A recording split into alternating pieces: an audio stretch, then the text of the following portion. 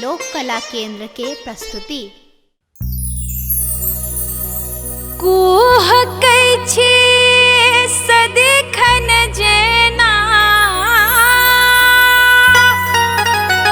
कुह कैछि सदिखन जेना, कुह के कोयलिया सजना सिनहिया छूटल। व्याकुल भेल आहाल दुल्हनिया सजना सिनहिया छूटल। कुह कैछि सदिखन जेना, कुह कैछि सदिखन जेना, कुह के कोयलिया सजना सिनहिया छूटल। यो सजना सिनहिया छूटल। व्याकुल भेल आहाल दुल्हनिया सजना सिनहिया छूटल। व्याकुल भेल आहाल दुल्हनिया सजना सिनहिया छूटल।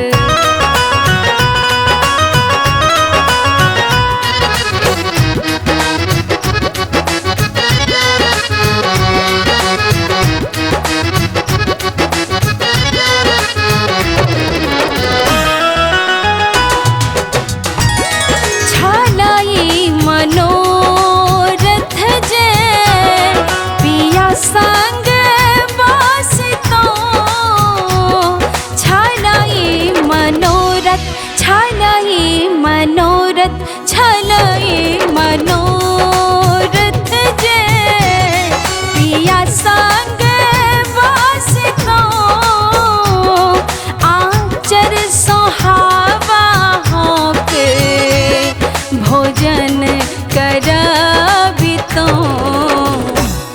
भोजन करबी तो।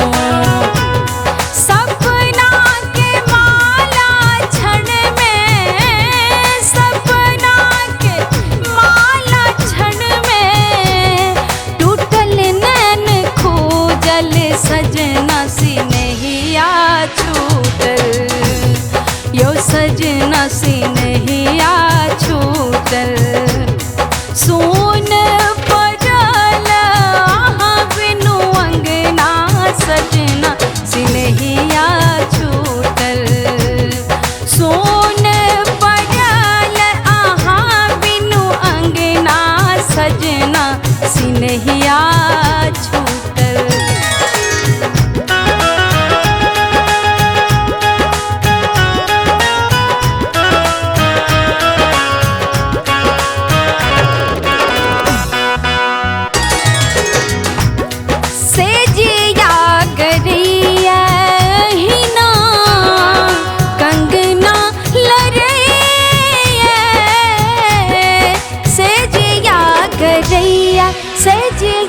गरैया सेजिया गरैया हिना, कंगना लरैया।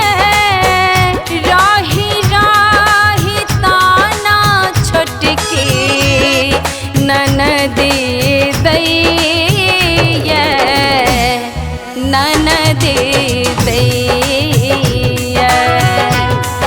नेह विदेशिया सा, नेह विदेशिया सा, किया लग गेले सजना सिनहिया छूटल।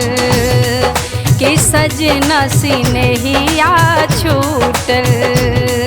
व्याकुल भेल आहाल दुल्हनिया सजना सिनहिया छूटल।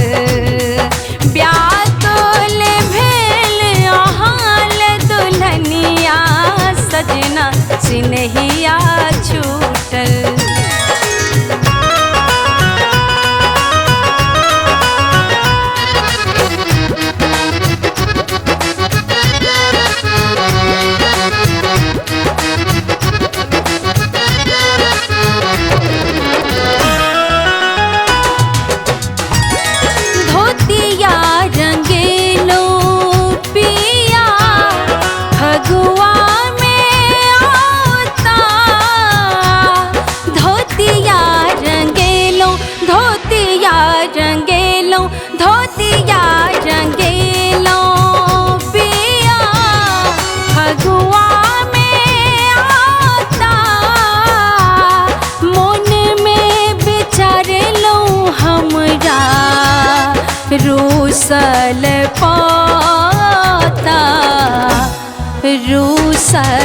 पाता। खिड़की के दोगे भावना, खिड़की के दोगे भावना, रही रही निहारे सजना सिनहिया छूटल, यो सजना सिनहिया छूटल।